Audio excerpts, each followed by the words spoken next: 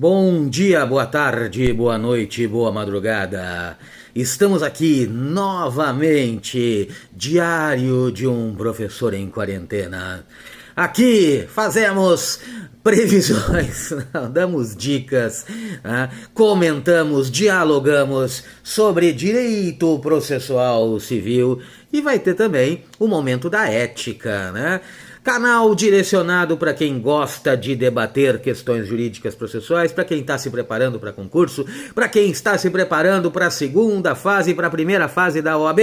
Essa é a ideia. Hoje, domingão, lá na Globo tem o do Faustão e aqui é do Fofo. Então, nesse domingo de isolamento, neste domingo de afastamento social, vai mais uma dica, mais uma ideia para vocês pensarem, para vocês raciocinarem, tá legal?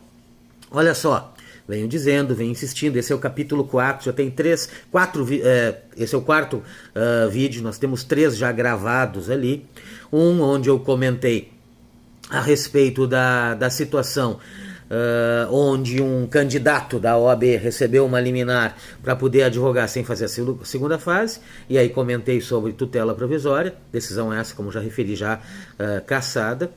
No segundo vídeo falei sobre execução de alimentos, no terceiro vídeo falei sobre petição inicial.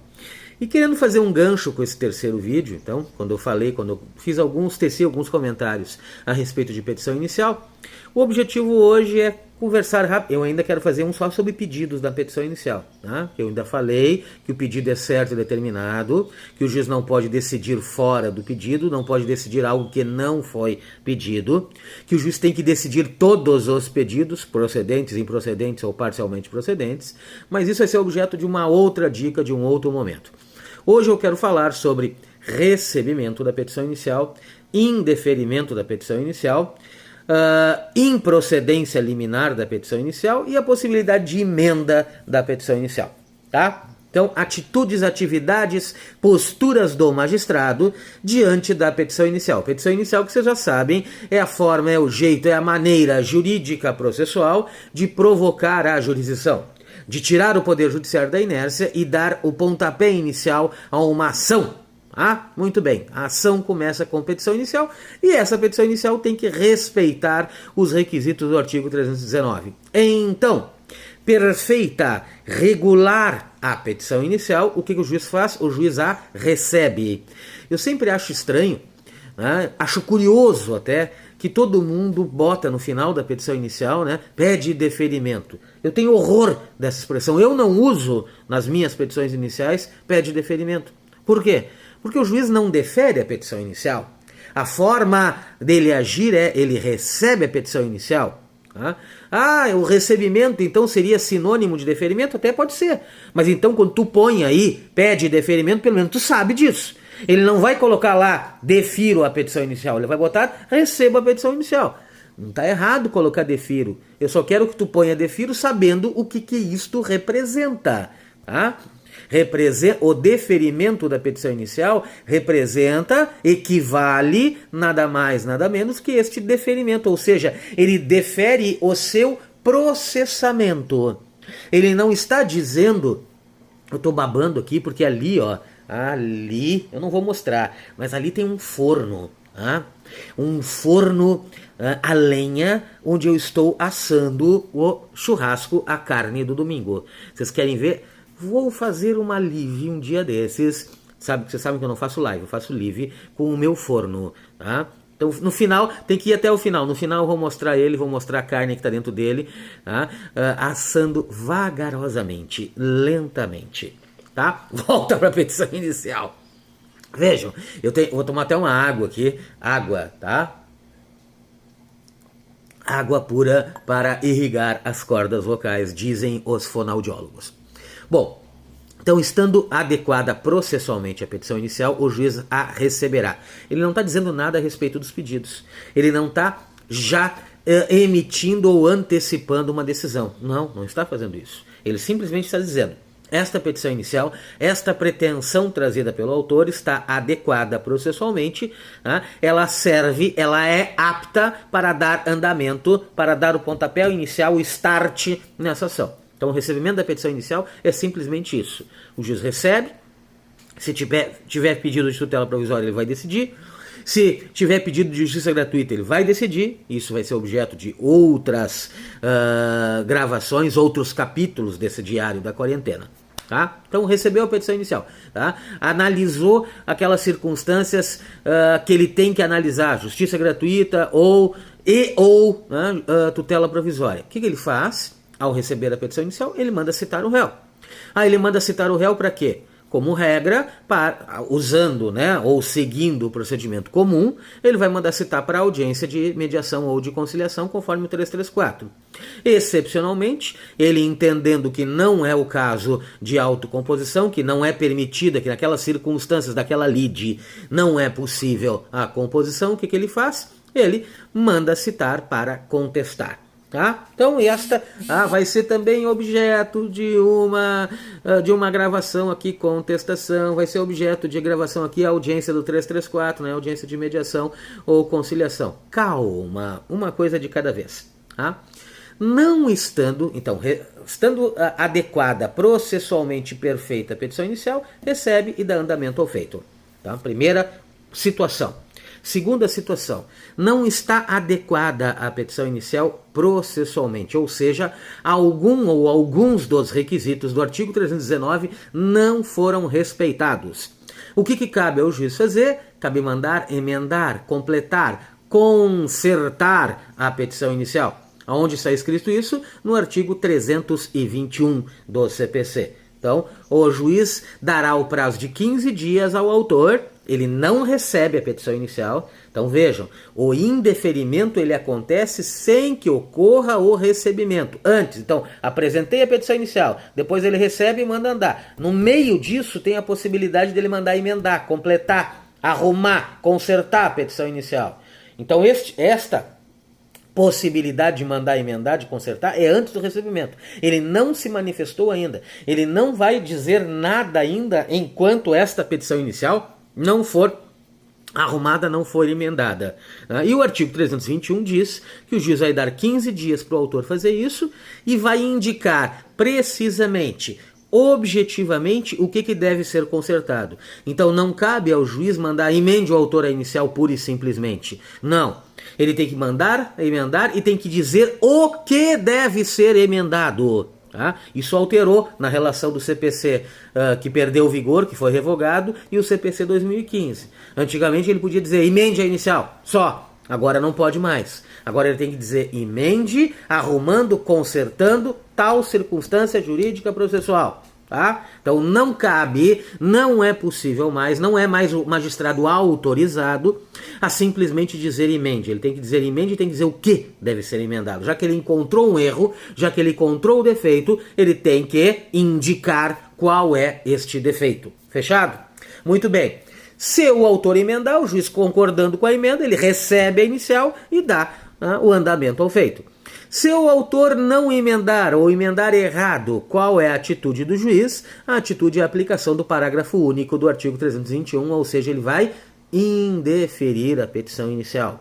Então, a não emenda, o não cumprimento do caput do artigo 321, tem como consequência o parágrafo único, o indeferimento da petição inicial. Tá? Então, o juiz mandou arrumar, não arrumou, consequência, indeferimento. E aí vem uma situação muito interessante. O que acarreta, qual é a consequência processual do indeferimento da petição inicial? O que acontece com o processo? O que acontece com a ação? Ela será extinta sem resolução do mérito.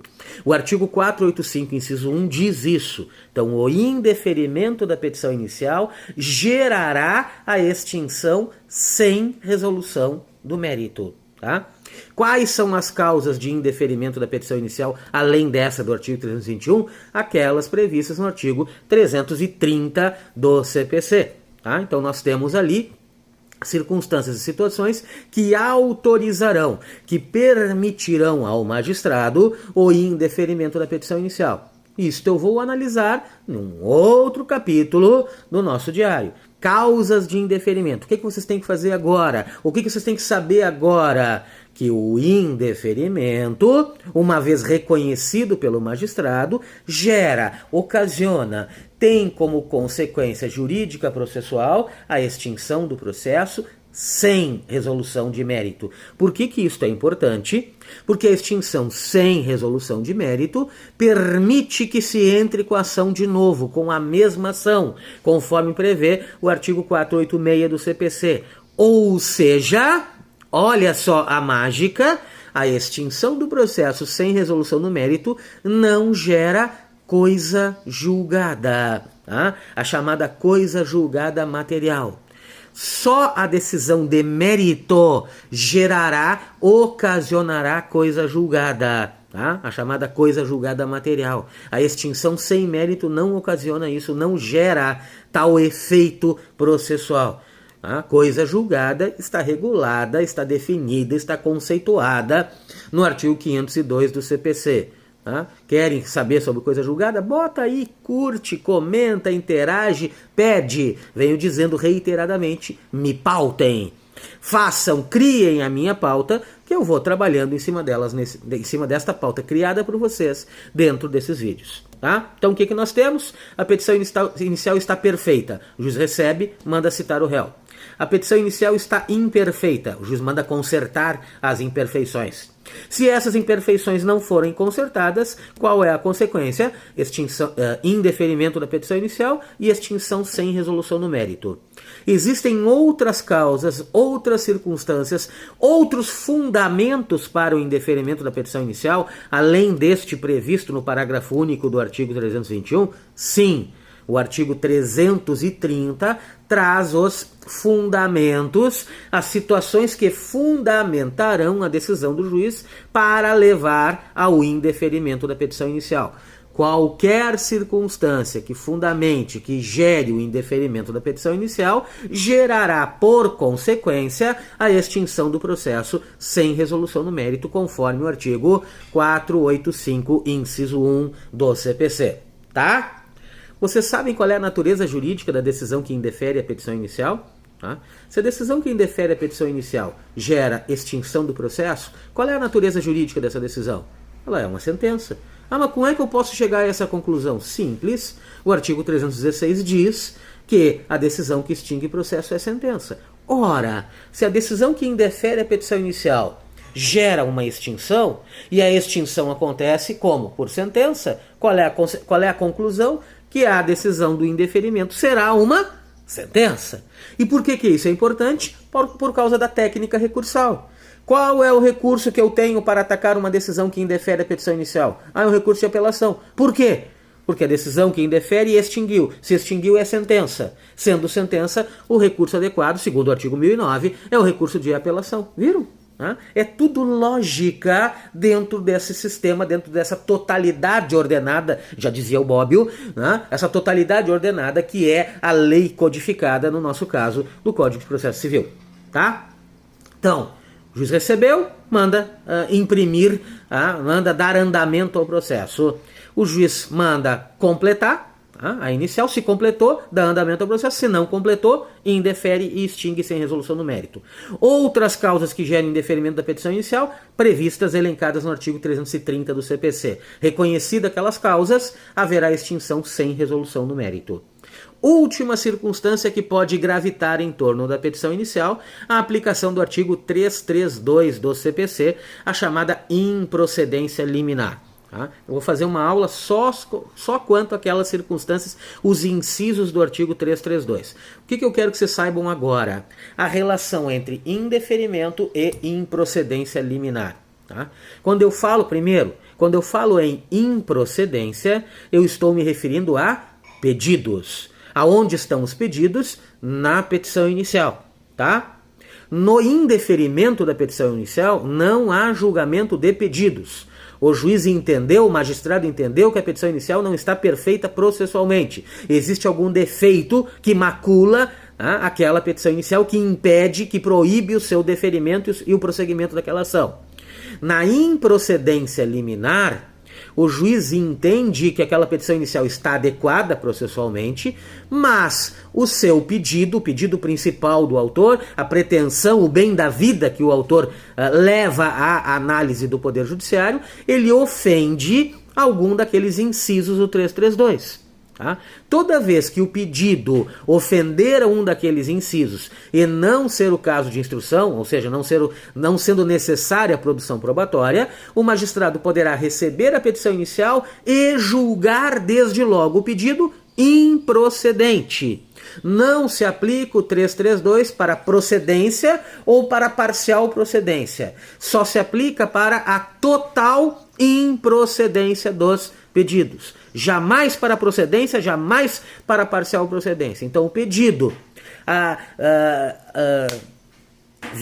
o pedido ofende, desrespeita algum dos incisos do 332, o juiz pode receber a petição inicial, vejam, no indeferimento ele não recebe, na improcedência liminar ele recebe e já julga os pedidos sem mandar citar o réu. Então vejam, tanto no indeferimento quanto na improcedência liminar, o réu sequer vai saber que existe uma ação contra ele, que foi apresentada uma pretensão contra ele. Tá? Perfeito? Tá? Os pedidos, o mérito vai ser julgado improcedente com a aplicação do 332 do CPC, que só pode ser aplicado levando em consideração, fundamentando num dos incisos, ou então no parágrafo 1º do 332, que fala da prescrição da decadência, que são fundamentos para a improcedência liminar. Depois, levando em consideração que o indeferimento gera extinção sem resolução no mérito, a improcedência liminar, ou seja, o juiz está julgando o mérito, gera o quê? Como regra, a extinção do processo com resolução do mérito, conforme o artigo 487, inciso 1. Então, a improcedência liminar, como regra, vai gerar a extinção do processo com resolução do mérito, com base no 487.1, sendo julgados improcedentes os pedidos, ou com base no 487.2, né, que é o reconhecimento da prescrição ou da decadência. Aí, conforme, o 487 ou 332, qualquer um dos incisos do 332 gera extinção com base no 487.1. 332, parágrafo 1º, improcedência fundada na prescrição ou na decadência, vai gerar extinção com mérito, com resolução de mérito, mas com fundamento no 487.2 do CPC, tá? É possível o juiz julgar liminarmente improcedente alguns pedidos e determinar o prosseguimento da ação contra outros? Sim. Neste caso, não haverá a extinção. O juiz simplesmente julga liminarmente improcedente alguns pedidos e determina o prosseguimento da ação apenas quanto aos demais. O que nós temos então aqui neste caso? Uma decisão interlocutória de mérito. Por que é uma decisão interlocutória de mérito? Porque ela não julgou ou ela não extinguiu o processo. Ela julgou o mérito sem extinguir o processo. É possível isto em sede de improcedência liminar? Sim. Então a improcedência liminar pode acontecer quando o juiz julgar desde logo todos os pedidos do autor, gerando a extinção do processo com resolução do mérito, através então de uma sentença, cujo recurso será a apelação, e pode acontecer uma decisão parcial de mérito, né? Apenas alguns pedidos. O juiz julga totalmente improcedente alguns pedidos e determina o prosseguimento da ação quanto aos demais. Como essa decisão de mérito não gerou a extinção, ela não é sentença. Ela é o quê? Uma interlocutória. Sendo uma interlocutória, o recurso adequado será o recurso de agravo de instrumento, conforme o artigo 1015, inciso 2. Toda vez que houver uma decisão interlocutória de mérito, o recurso adequado será o recurso de agravo de instrumento. Viram? Tá? O que nós fizemos aqui? Verificamos e enxergamos algumas circunstâncias, resumimos algumas circunstâncias que podem atacar, versar, serem aplicadas quanto a ou quando da análise da petição inicial, tá? Vocês querem ver? Eu continuo babando, eu olho para aquele forno, tá? Vocês querem ver o forno? Então nós vamos mostrar o forno. Nós vamos encerrar mostrando o forno do Fofo, tá? Então, o Fofo está fazendo aqui, tá? Carne, deixa eu ver se aparece aquelas carnes ali dentro, ó, tá? Com papel laminado, elas estão aqui a 150 graus, na lenha, até tem que botar mais lenha aqui, tá? Na lenha, tá? E daqui a umas 2 horas ela vai ficar pronta. Tá legal? Tá? Isto é o nosso canal, o novo canal, né? Diário de um Professor em Quarentena. Me perguntaram, quando terminar a quarentena, tu vai continuar com o canal? Lógico que eu vou mudar o nome só. Por enquanto, esses vídeos são o nosso diário. O que a gente faz, né, neste isolamento social? E continuo dizendo, fique em casa, tá legal? Fique em casa e nós usamos dessa contribuição, né? Enquanto tem os malucos que vão para a rua buzinar com seus carros importados e não contribuem em nada com a economia, né? Nós, né, pessoas que ainda têm cérebro dentro da cabeça, nós cumprimos ou usamos das nossas qualidades. Tá? Quais são a humilde qualidade que eu tenho? Então, tentar passar para vocês um pouco de conhecimento jurídico processual e ajudar neste momento difícil de isolamento. Fechado? Combinado? Tá? Se gostou, curte. Se não gostou, fica quieto, que senão machuca o meu coraçãozinho. Tá bom? Beijo, um abraço, tchau. Quando dormirem, sonha com medo. Ah? Sonha comigo, tá? Beijo, tchau.